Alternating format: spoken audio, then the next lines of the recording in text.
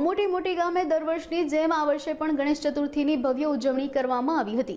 8મા ગણેશ મહોત્સવમાં ગામના સર્વજ્ઞાતિજનોએ સાથે મળીને ઉત્સાહભેર ભાગ લીધો હતો। ગણેશજીની સ્થાપના અને પૂજા વિધિથી થઈ હતી, જેમાં સંતો અને મહંતોના પાવન પગલાં પણ વમોટીની પાવન ધરા પર ઉતર્યા હતા। મહોત્સવ દરમિયાન મહાઆરતી અને બપોરે મહાપ્રસાદનું આયોજન કરવામાં આવ્યું હતું। બાદમાં વાજતે ગાજતે અને 18 વર્ણના લોકોની હાજરીમાં વિઘ્નહર્તા ગણેશ મહારાજનું વિસર્જન કરવામાં આવ્યું હતું।